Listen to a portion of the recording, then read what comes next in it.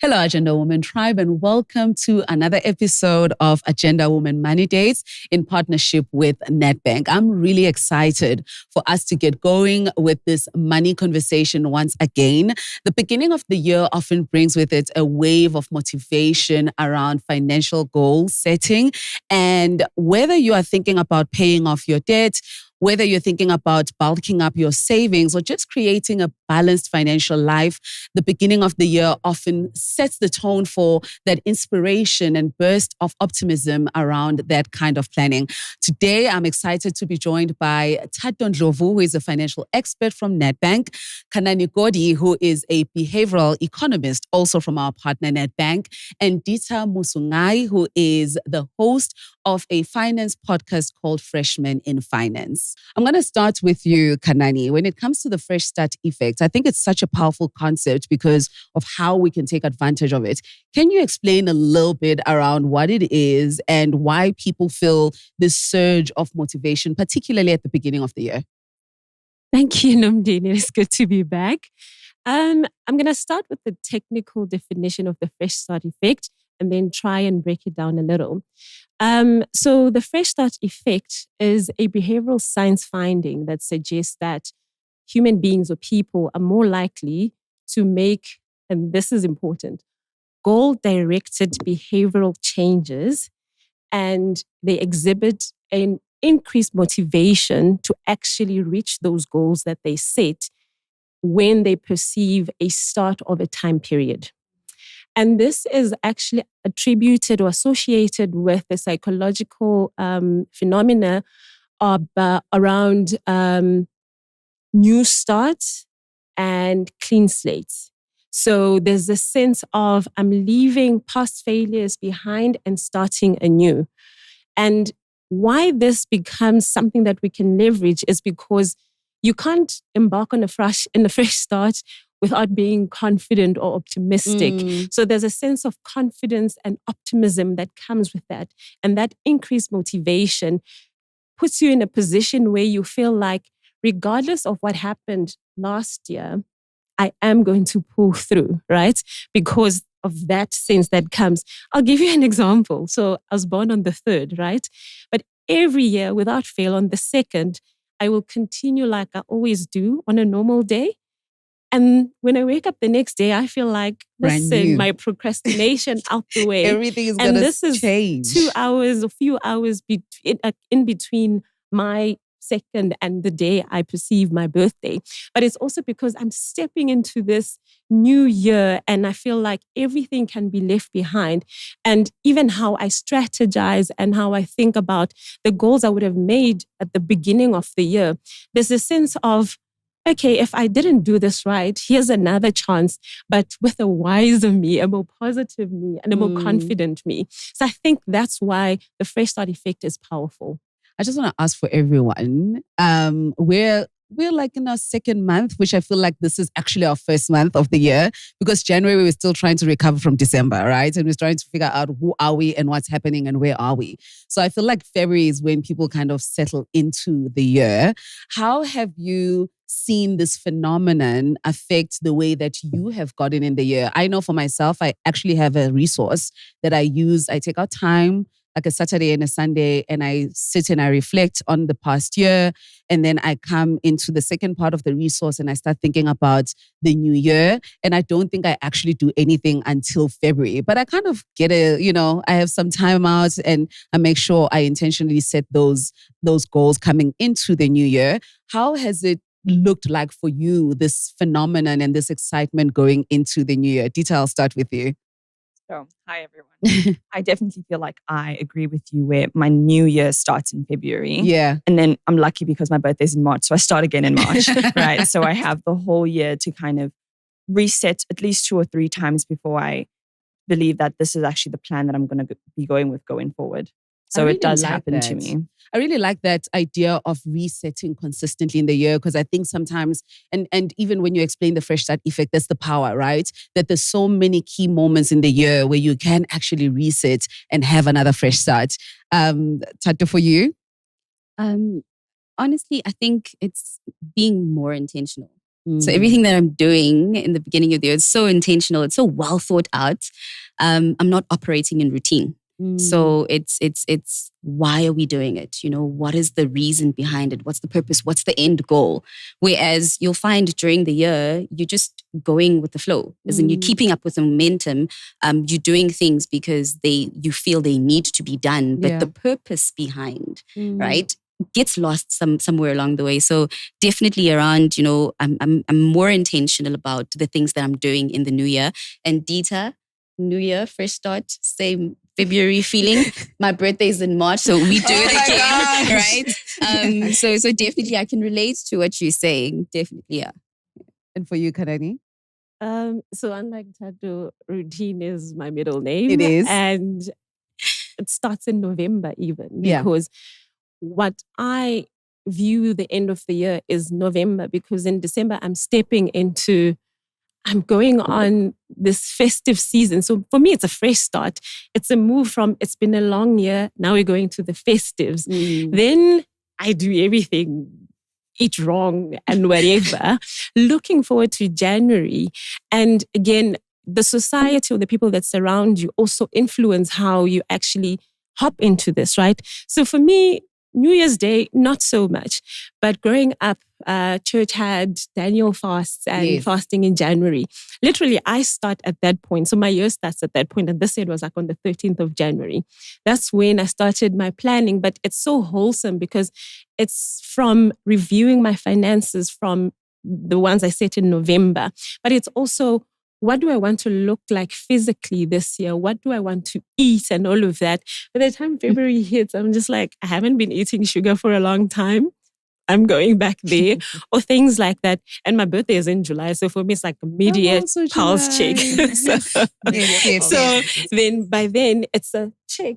How are things going? And it's after all the increases have also come through where you can actually pulse check with the right numbers. Karani, there's something that you spoke about, and it was not in this conversation, a very different one, around optimism and how it can charge us up, but it can also create blind spots.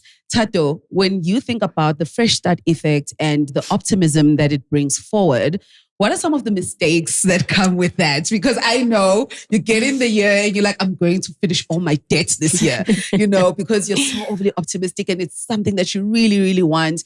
What are some of the financial mistakes that you see people making when they start planning at the beginning of their year?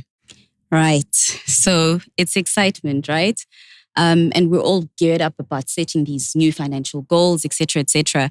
But oftentimes we overlook the starting point, which is the vision, the purpose, right? When we speak in the financial wellness team, we speak about financial vision and goal setting, right? So vision. What is vision? It's the purpose. What am I doing? What am I working towards? And once you've established the vision, that then speaks to the goals that need to be set to see the vision materialize. So what happens in the new year is that we're all excited. We're all looking forward to, you know, this new year and it's going to be great and we're going to do these amazing things. But we haven't really unpacked the vision. Why? You're setting goals, but why? You know, for example, in 2025, I need to start saving money. I need to start saving. Great. So you open up that investment account, you make, you know, the monthly deposits, but what are you saving for? I can guarantee you those funds are going to go to almost anything. But if you say, listen, my vision is to holiday in Dubai at the end of 2025, right? So there's my vision. How do I do it? I start setting those financial goals. And the more I contribute into that savings or investment account, the more I'm driven, because any attempt to try and take out of that account, you instantly think, hang on, wait a minute, I'm tampering with my holiday vision, right? So the mistake that we find people often make is we go straight into the goals, but you haven't really established what is the purpose. And without purpose, you're going to wander around. If I can give you another one, Nomndeni, another one is when people set financial goals in the new year, because we've just come out of December and we've been Decembering and we've been doing all the wrong things, right? You tend to be very hard on yourself because you're feeling you dropped the ball. You did that and you shouldn't have done that. You've gone off the savings journey. And we then set these big goals, these big expectations. And we do that having not reassessed the financial situation because things would have changed based on what you decided to do in December, during the festive. So it's that, we go in without the vision, and then in the same breath, we're also so hard on ourselves and we push and we push. And you need to understand that once you do that, having not reassessed your finances, you're setting these goals, but you're setting yourself up for failure. Yeah. Because a lot would have changed during that time frame. You said something that was so powerful. It sounds like you were at my personal branding masterclass this weekend, because one of the core concepts, I believe, of success is understanding where you're going. It's direction. Definitely. And I said in the masterclass, for the idealistic people, we call it purpose. For the pragmatic people, we'll call it starting with why. It's the exact same thing, but depending on what brain is the most active for you, you can just, and it's such a powerful thing when you even explain the idea of, if I tap into it, I know I'm affecting my goal and my holiday of getting to Dubai. It's interesting, Dita, I'm going to come to you because you started a podcast called Freshmen in Finance, and it was the whole concept of simplifying the idea of finance and going to the basics. And not only that, also dealing with the overwhelm that we all feel around finances. And I think that happens a lot. When you speak about what you spoke about, Zodwa, you really want to be better, but you really do not know where to start. So what was the inspiration for that podcast? What was the why for that podcast? And what can you share around tips, for people who are starting to set out financial goals at this point of the year? Love the question. So a lot of where my podcast inspiration came from was from my personal journey. I go to the office and I'm like, cool, I'm actively working on budgets, focusing on how to grow this company's financials. But then I'm like, how do I implement this in my personal finance? How do I look at this from my own standpoint? Obviously, we are experiencing a culture shift right now where not a lot of people are sitting at the dining table having conversations about money openly and being vulnerable. So creating the podcast was a way for me to learn and to tap into that aspect of how can I break it down in the simplest form for that people to consume the knowledge and learn side by side with me, and make it almost as easy as possible to make sure that the basics of finances are always covered in the topic that I'm addressing.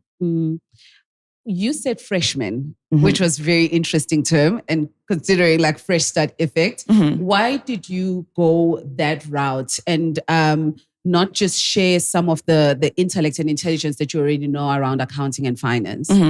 So when I look at the knowledge around finance, everything is jargon focused, right? It's heavy on the tongue. So for someone who doesn't know what it means when you say asset or liability or, overdraft, it's very overwhelming. So a lot of the reason why I used the name freshman was because that was indicating that you're a beginner at any point in time when you start your learning journey towards financial literacy. I love that. Kanani, we know that this phenomenon exists. We can feel the excitement, but we still fall back into bad habits.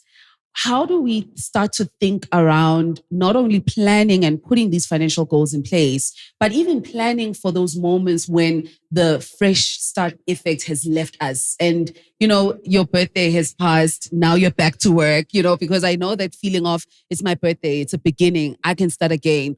How do you stay on track and how do you mitigate the challenges that come with no longer being excited and being at the beginning, because we all know it's coming. And for some people, it can be discouraging. They can get in and be like, I know I'm excited, but I know that I'm going to fall off. Yeah.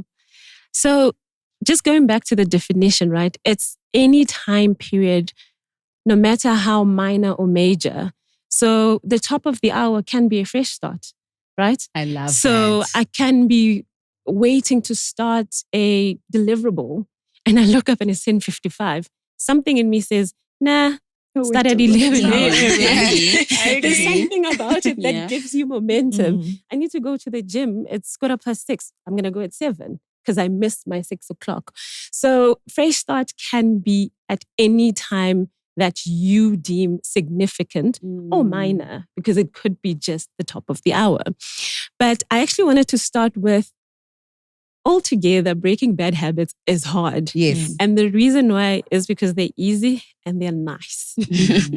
I can't think of a food bad habit that is not nice. It's not nice. So there's that, right? And the reason behind that is because of our automatic system, what we call system 1, which uses mental shortcuts.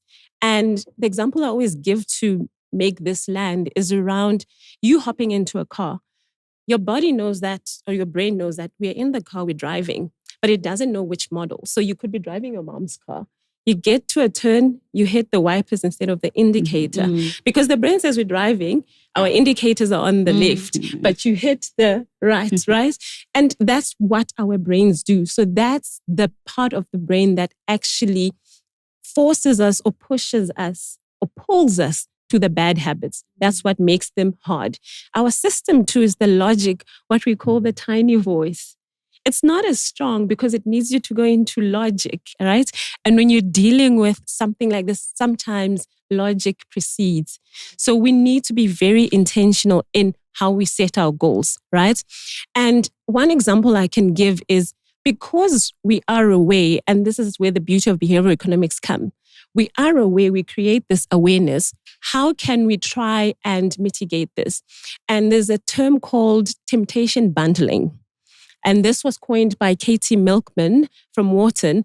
And the idea is bundle the bad habit with a good one so that there's a balance until you get to a point where you can actually let go of the bad habit. And the example she gives in her book, How to Change, is she found herself spending a lot of time listening to audiobooks that are fictional. So Hunger Games, she mentioned. And she realized that I spend a lot of time doing this and I could be doing a lot with this valuable time. She then decided, why not bundle listening to my favorite audiobook with going to the gym? And now it became, I want to go to the gym because I want to know what's happening in the next chapter, right? So with saving or planning, actually, I thought about this example and I thought it was weird. But why not, when you're on that plane to Dubai, start your planning because you are going to do something that you save for, that you're going to enjoy, but doing something that you don't really like or that's really, really hard. Along with that, because you get that sense of, I'm going to get there with my plan ready, enjoy my life. And when I come back, everything is good. Still intact. So yeah.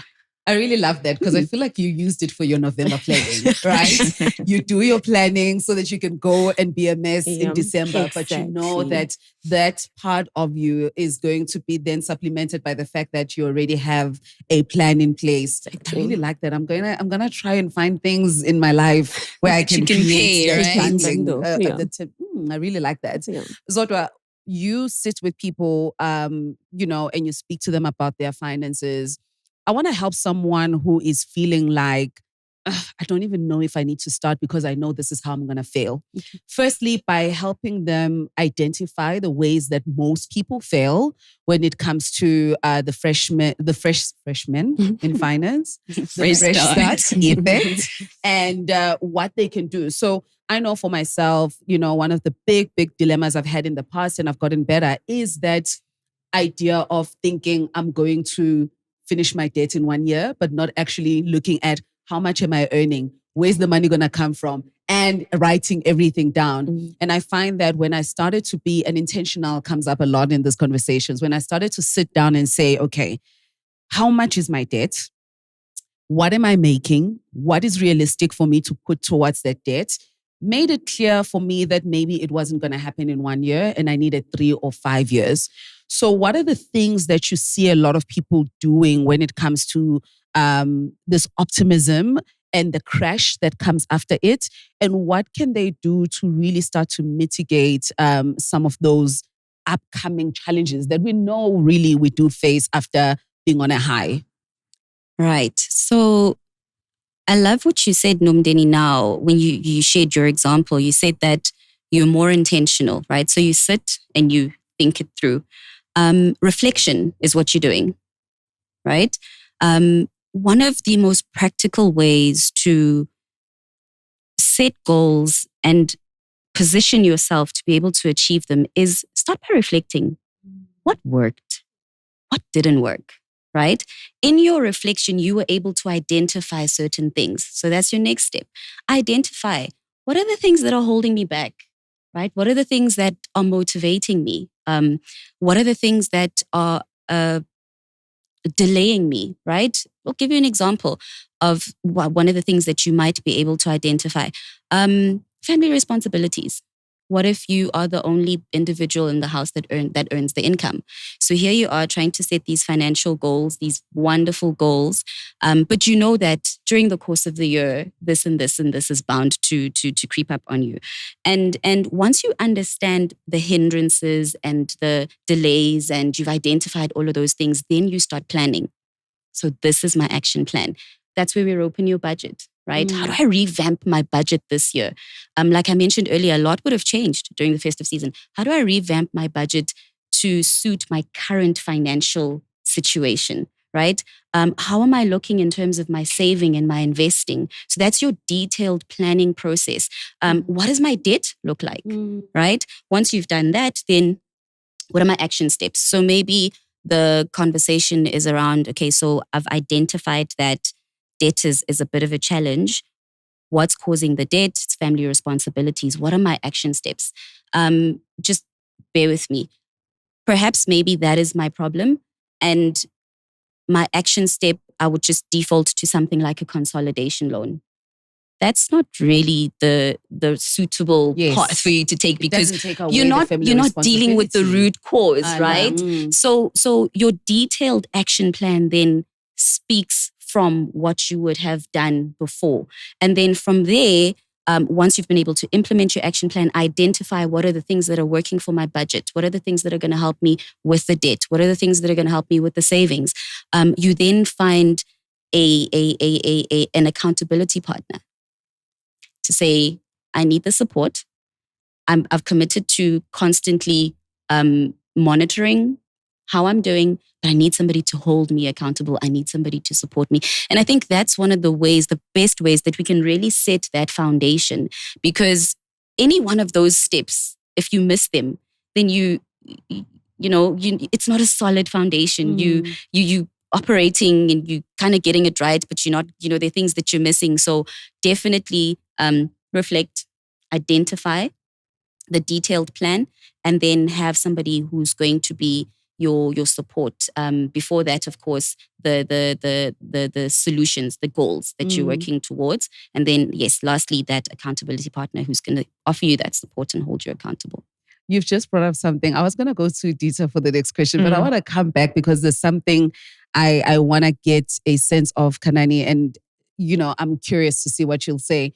I didn't even realize that I just onboarded an accountability partner, because there's a plan that I have in place and I'm working through it. And I realized that in some of the decisions that I make, I'm quite impulsive. So the accountability partner becomes the first buffer, right? And I'll argue with them around why I want to do the thing, but at least there's a buffer that helps me think through what it is that I'm doing. But also it's someone whose financial knowledge I really respect. Yeah. But I do see that sometimes there are moments when I feel ashamed when I have to share certain things with them, right? There's a shame element in terms of maybe I didn't do the thing that we agreed that we're going to do, or there's something I didn't really share even from the beginning, and now they're working off a plan that is not really full because I didn't really say everything. How do we deal with things like that in a very practical manner? And it could be something that's very hard to kind of just face and confront. And it could also be just choosing someone that we feel like we can be vulnerable with. But when you think about accountability partners when it comes to a sensitive topic like money, how can we think about eliminating maybe shame, if I can call it that, and finding strategies to have the tough conversation with someone that we want to onboard for a journey like this? So I think this sits in the realm of social norms, social influence, social thinking, right? Because we're social beings. And I don't think I have an answer to how we eliminate shame. And the reason is at the core of us being social beings. You want to be liked by this person, or you want this person to perceive you in a specific manner. Yeah. And that's why you gravitate towards them. So I think Katie Milkman again speaks about how when you find yourself in a position where you're surrounded by people who are financially oriented, somehow, some way, you will be in that path as well, right? Yes. But it takes a while because maybe they are like that because that's how they grew up. With you, it's a learning that you need to So you have to get be to. kind So you with have to be yourself. kind with yourself. You need to be Patient. you need to be patient, but also how you feel they perceive you also feels you, because the next time you will do the right thing so Yes. that you don't That is very feel true. that shame, right? That is very true. So we want to be liked. Yes. And that's why we do things where sometimes we feel ashamed, but we go back and cause correct. Yes. And if you don't feel that to a certain extent, maybe you're not ready. Yeah. And the opposite is also true. If you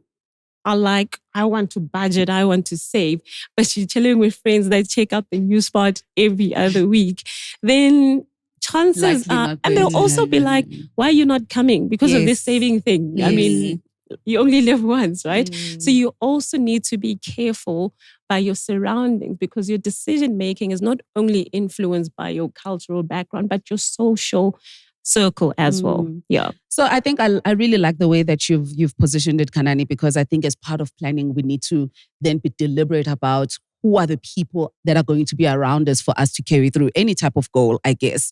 And I really like what you also said, that awareness of it's not something odd to sometimes engage in with the feeling of shame, because you really want these people to feel like you're doing something right. And I think the preparedness around, there will be moments when you don't really get it right, and you still need to stay in the process, because change is not really an easy process in itself.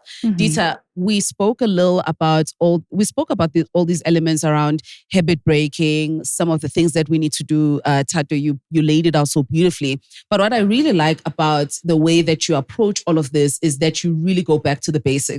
And I absolutely love, there's an episode that you have where you break down budgeting as a whole. And the way that you explained it was so tangible and so real. So I want to be able, for someone who's listening to this, who's saying, okay, I think I'm ready to get started. Like, what are the key things that they need to be considering when they sit in front of their laptop or when they pull out that piece of paper and they start thinking about, how do I get started on budgeting? Because that's the first part, understanding everything that's in front of you, consolidating it in a way that helps you really see what is happening in your life.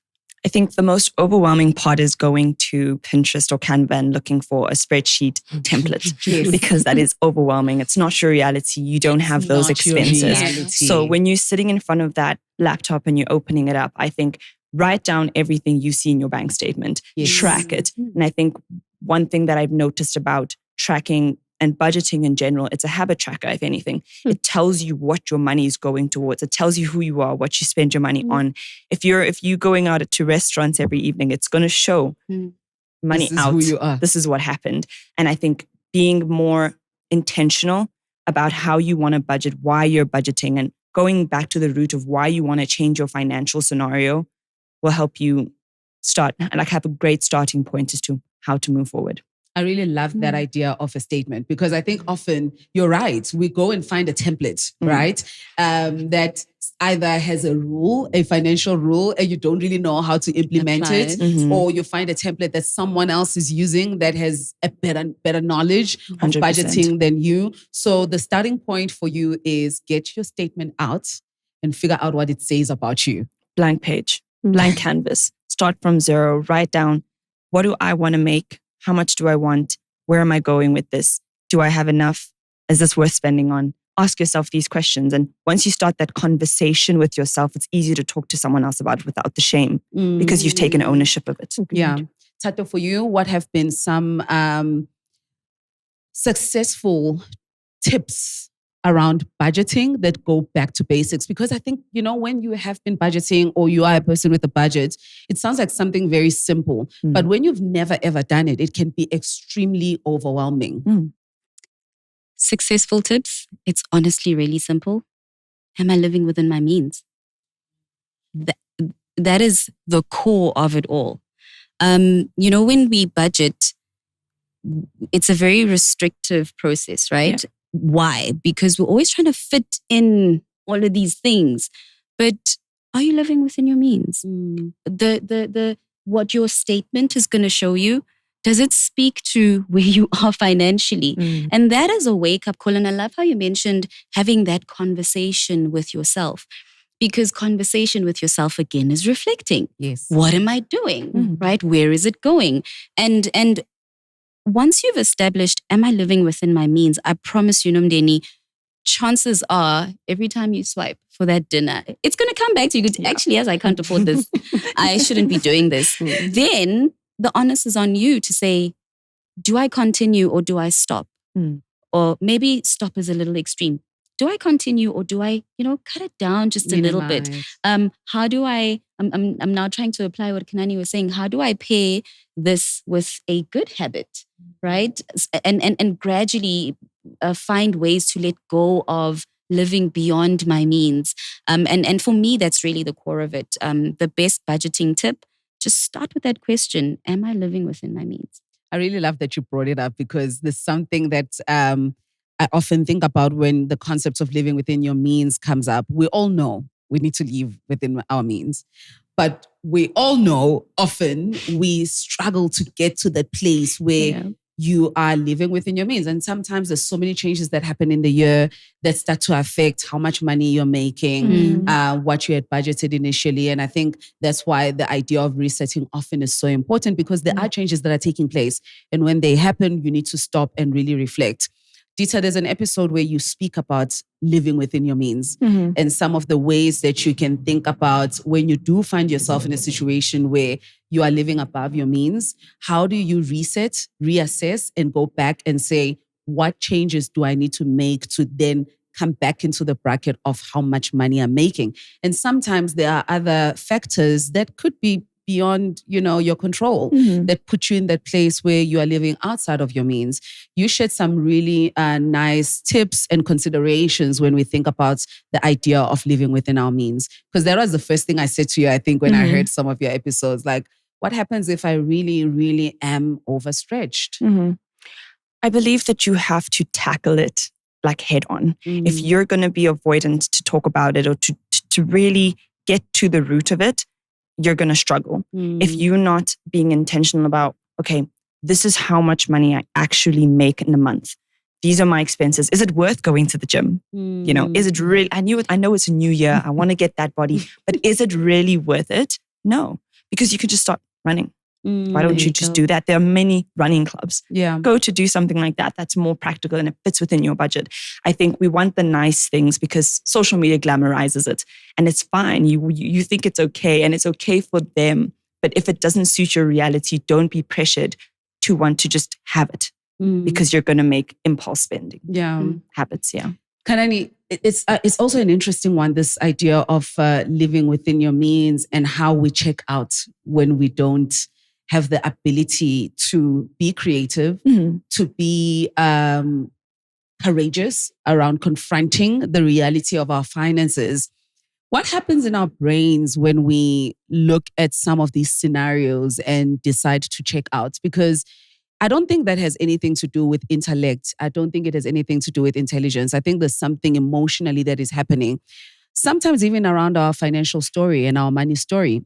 And maybe even our money personalities that informs our ability to sometimes confront things and to check out at times because everything just feels overwhelming. The first thing that comes to mind is the ostrich effect, right? And you literally see this thing as like, this is too big. I don't want to deal with this. Shove it, bury your head in the sand and hope that it will go away for some reason. And you put it at the back of your mind, but it's always there. So I think that's the first one, right? You think because you don't see it, it's not there. Going to solve itself when it's not there. But another one is literally around, again, good habits are hard to do. So how can you get to a place where you make them more desirable, right? The other trick that I like in behavioral science is two from one from Behavioral Insights team and the other from James Clear's Atomic Habits. And I'll touch on the BIT one is around making habits easy, attractive, social, and timely. We've touched on easy, attractive, and social earlier. And timely is literally the conversation that we're having now, fresh start, when you actually want to do that. And you can actually, they call it cue, what is it? Cue memories. Cravings. So literally putting your gym shoes right here so that when you see them, you have the triggers. you have the triggers. Yes. There's a word for it. I'm Yes. forgetting now. So something like that could solve for that. But the other one from Atomic Habits speaks about making the good habits that you want to stick obvious or unavoidable. There's attractive again. Then he also has easy. And the last one is satisfying. And this is again around that temptation bundling, around make it enjoyable so that you can go back or make it easy for you to do it. Because the more it's hard and dreadful, the more you're unlikely to engage it. So when you then call it a reflection to see how I did, then it becomes easy. An example that I actually underwent, I think in 2020 or something like that, was to say, I have this budget, but it's shaky. Like it's not like at the T, and I have my bank statements and all of that. Let me go 1 month without even thinking about this and see what happens. And you realize that actually just starting is even more important. Whether you get it right or not is not the point, but just having it there because, you see how much money just runs fast. Yes. And then you go back and say, okay, literally, I was on the right track. I just need to regroup and see how else I can tackle this to see if I get to a different result. I think that's so true. When you are unaware of what's happening, it's easy to keep doing it. But once you sit with your statement and you realize where your money is going, you start to rethink those habits. I know for myself, for years and years and years, it will always be food. It will always be same. food. Yeah. Same. Because somehow I don't think we are intentional about what we consume. Yeah. We wake up, our lives are rushed. You get to the office, you buy that sandwich that is 10 times the amount that it would have cost you to make it at home. And it's literally ham and cheese. Literally ham and cheese. And you start to see how much that amount continues to compound and compound. By the end of the year, you look at how many ham and cheese sandwiches you bought and they could have been an amount that could have covered a specific debt. Because I promise you, ham and cheese can get to 5,000 rands a year, which is absolutely insane when you think about it that way, that you spend 5,000 rands on a ham and cheese sandwich, you know? Tato, there's the feeling of, I just want to be alive. I just want to live my life. Please stop it with this budgeting. I just want to live my life. I also want to sort out my debt, but I really just want to live my life. How can we make budgeting not too restrictive?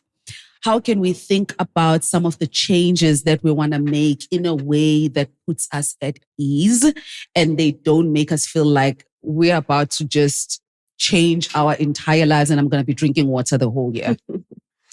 Sure.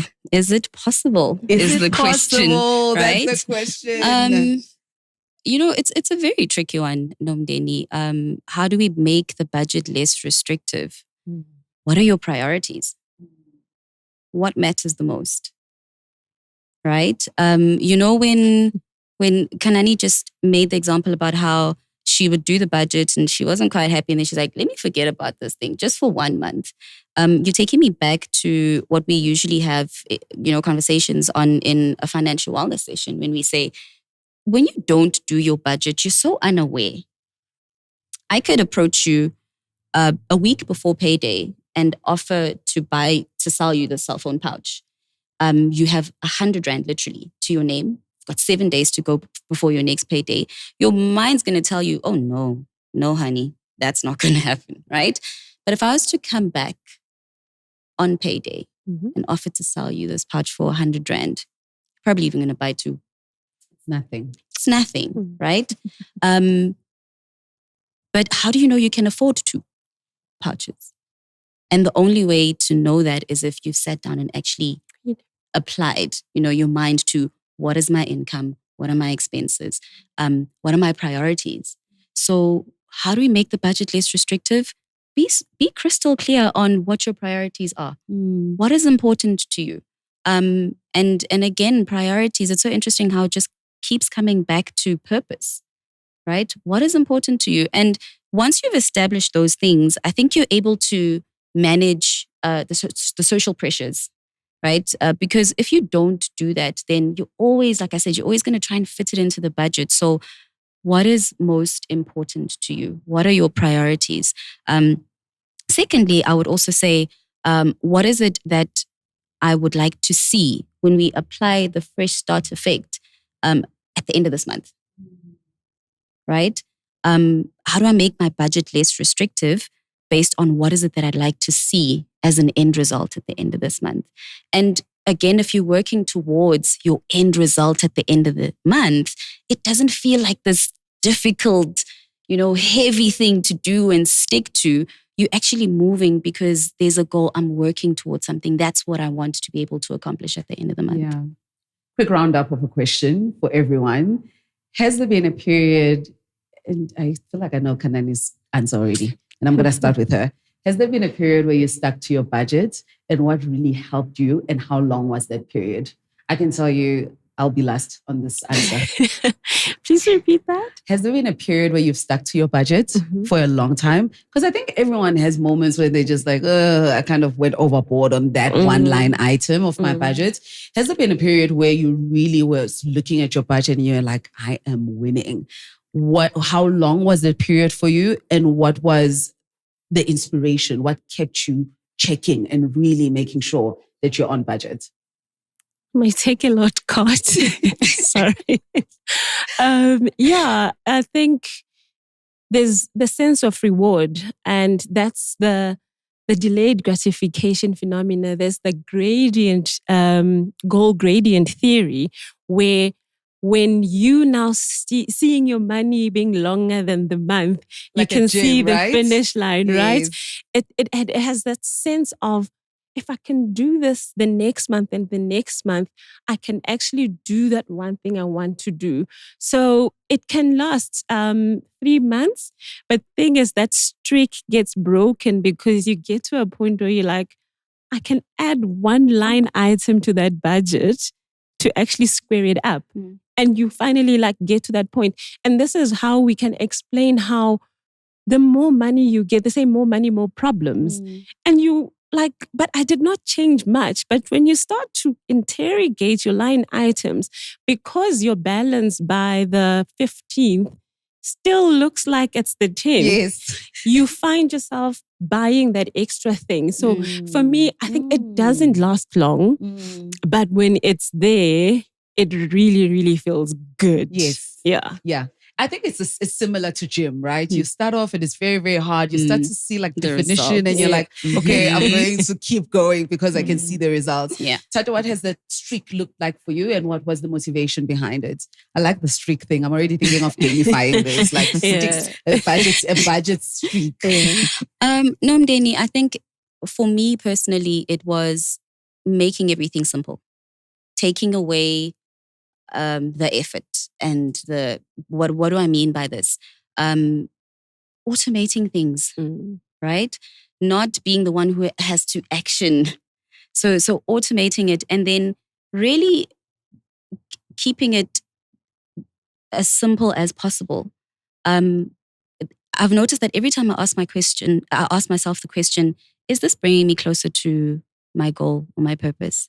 I think differently, right? So should I decide, okay, we're going out for lunch, wherever, and it's going to impact my budget? How many steps back is that taking you? So it's really the moments where you pause and ask yourself, is this a positive contribution or a negative contribution? And I'm sure you'll agree with me when I say most of the time we don't give ourselves that opportunity to ask. We go, we keep going. So really just automating things, not having to drag my feet and be the one to do it. Because again, for example, if the the part of the budget speaks to the saving component. And I'm saying, okay, I'm going to transfer the money into the investment account. I'll probably like do it after, when I'm really feeling like, but once it's done, it's gone. It's gone. And then we stick to the basics. I mean, do I really need it? Is it contributing positively to what I want to see ultimately at the end of the day when my finances are concerned? Is it driving me closer to my financial visions and my goals, or is it pulling me further from where I want to be? Yeah. Dita, for you, longest streak, and what was the motivation? Going out, partying, being young. I was like, I need to go out. I need to see this friend. I'm going to make the plan. And I looked at my entertainment expenditure and I was like, this is just going up and it's not going down. I realized then that I need to create categories. What is the most important? My car repayments or whatever debt that I do have. That was at the top of my budget. So those are my priorities. When you asked, put your priorities first. That was what for me was at the forefront of my mind, because that's the elephant in the back of my ear that's telling me you owe someone something. I hate to owe someone things. So if I'm tackling the big thing first, the next category will be nice to haves. Gonna go do my hair. Gonna go get some nails on because I can. And I have room for that. And I've then created it. So my longest streak, I want to say, was a year where I was properly disciplined. January to December, my budget is color coordinated. I highlight every single time that I've paid for this. I'm like, that's done. That's done. That's done. Great. How much left do I have to go play with my friends now? I really like. Listen, you just gave me hope, because I think when I think about budgeting streaks, I really haven't had a long streak, to be honest. I think I look at it maybe for like a month and then I follow up for like a couple of months and then maybe I'll bump into it in the future. But I think what has happened is when I have planned, particularly, I was sharing at the lunch that in my personal capacity, I have no debt, and it was something that I was very, very intentional about, because I had to ask myself, what am I creating debt on? And why does that matter? Why do I have an attachment to that? And how do I reframe my thinking around those particular items? So I definitely did not have a budgeting streak that was long, but I like winning. I really like winning. I will suffer to win. And I think when I worked through my debt, it was not an easy process because I was driven by the ambition to win, which meant there were other areas of my life that were really, really suffering. So I didn't have a holistic life at that point. I was just driven by this goal. I'm going to suffer in other parts of my life, but as long as I get to this place. And I think it could have been done in a more graceful way where I didn't have to suffer.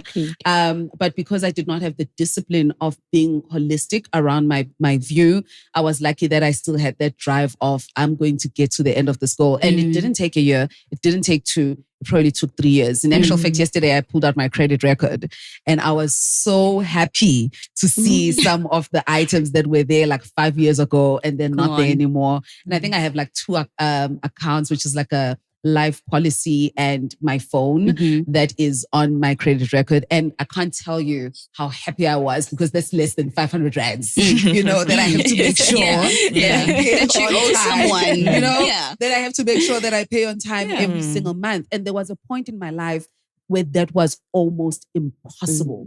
It just felt like I'm going to be stuck here and there's always going to be something. I will never figure this thing out. There is something that can be extremely paralyzing about resolving debt. And I think we can't speak about budgeting and a fresh start effect without getting into a debt conversation and really helping people figure out how they take advantage of the optimism that we're all feeling, budgeting, but also figuring out debt. Because I think putting debt in your budget is one of the hardest things, right? Because your budget is you're thinking about the things that you need to live on from a month-to-month basis, and those people are calling you and it is accumulating, or it has accumulated and it starts to affect other parts of your budget. Zodwa, what kind of advice can we share with people around budgeting? Another thing before you even start, one of the things that was such a, and I don't know if it's me who's financially illiterate, but just calling people that you owe and negotiating how you're going to pay them was such a powerful realization that this is not someone trying to kill me. Yes. They just want to know what What's the plan happening? is, Yes. you know? And I think Yes. that was another thing that really got me out of debt. Yeah. Having those conversations that were often very difficult because of how I associated with debt, and making sure that the people are always updated around what is happening in my life and how I'm engaging with them as my partners. So what can we give people as key takeaways when it comes to engaging with debt when they think about budgeting at the beginning of the year? Key takeaways when engaging with debt. I think, firstly, establish the root cause of the debt. Is it compulsive debt? Is it problematic debt? Is it reasonable debt, right? What is compulsive debt? FOMO. What Dita was just talking about. I've set these goals at the beginning of the year. I know what I'm working towards, and then boom, FOMO hits me, and here I am in compulsive debt. Problematic debt, like I mentioned earlier, is it family responsibilities, right? And then we speak about reasonable debt. Is it debt that you are actually able to afford, right? That will inform the way forward. Even where your budget is concerned, it also informs the way forward as to, one, what am I able to accommodate where debt is concerned in my budget, right? If you are over indebted, then compulsive debt should be the last thing that you are engaging in. If you have reasonable debt and lo and behold, something throws you off track, maybe loss of employment, or then we're having a different conversation altogether. I pick up the phone and say, this is the situation. Can we negotiate?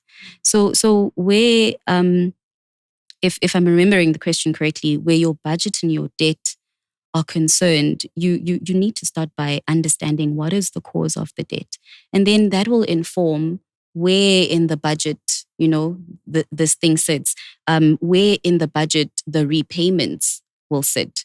How do we structure these repayments?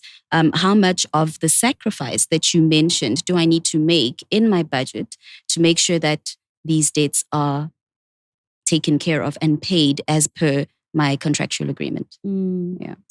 Dita, key takeaways as people get into budgeting. There is a concept that you shared with me in the past around the basics of just financial management, the basics that you took and put them in English, because I know in finance school, accounting school, wherever you went, you guys have big words.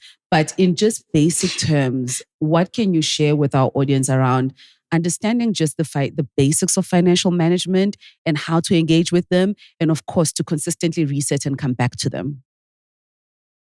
I would answer that by saying awareness is power. If you're aware of your spending habits, you're aware of things you like, you're aware of how much it's going to take for you to get to that point, you're able to tackle it, you're able to face it head on and track it. Because once you start tracking it and knowing get a highlighter on your thing, say highlight everything that's in pink will tell me fun times. Everything that's in red is like, this is important, where my money's going. If you're aware and you're tracking it, you've made it known to your forefront of your mind that this is something that is important and I want to tackle. You then set those intentions, you set the purposes, you then look at your mood board that you've created in the year and like, how am I going to achieve these things if I don't look at the reality of my situation? Like you did say, scenarios are going to change. There's going to be a moment where you have to step up at home or you have free money now. How are you going to move it around to make sure that your goals are still being met and that you're tackling it head on? You have to just be aware of it and know that it's a problem that is affecting you and you want to change it.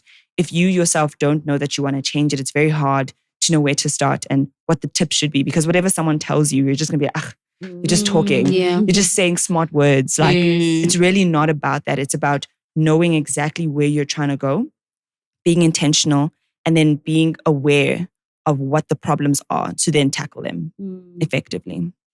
Kanani, as we wrap up the conversation, we've spoken a lot about the optimism that comes with the Fresh Start effect, and I really, really love it. But for anyone who's already concerned about the optimism disappearing, there's a theory that you shared around optimism in our previous conversation where people were talking about the excitement of starting things and then the feeling of overwhelm. I'm not sure that I'm going to be able to do it. How do we navigate that? Because we know it's coming, right? With knowledge and understanding that it's going to come, what is it that actually happens?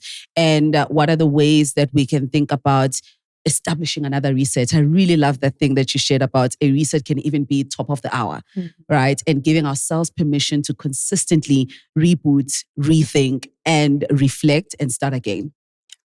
So the spillover of the optimism that we're talking about can be what we call overconfidence bias, right? And what that means is that we overestimate our abilities and our future selves. And again, it's that human nature where I view my future self as better than my current self. But how I do that is that I do it with the internal, right, in mind and not the external. So the internal, to a certain extent, when I'm aware, I feel like I'm in control of. So now I know that I have issues with social life, right? So maybe that I can sort out. But what about the macro stuff, right? This is inflation. Yes. This is that increase in your insurance in like on 1st April. Medical aid, right? Your income is where? Same. But your planning is based on that optimism and that overconfidence that feels or make you feel like you can overcome even with the same income despite the external factors. So I think my takeaway or what I would actually leave our audience with is make sure that you balance the external and the internal factors so that you have an achievable plan in place. There's nothing as daunting as having a goal and going around saying that I have plan in place, I have a financial plan in place, but it's not achievable. So make sure that it's achievable so that you don't find yourself in a position where this thing becomes a drag, right? So that temptation bundling, put that together, make this social, like you said, have a social buddy, or we have book clubs, have a budgeting club, right? Where we share all of these things, or have an accountability partner where, and again, we go on the aggressive when it comes to accountability.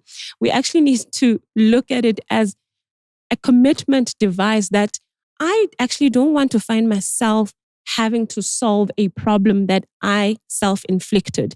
So for instance, if my goal is achievable or reasonable, if I fall off, it's something that I can say, maybe I'll pay double towards my savings.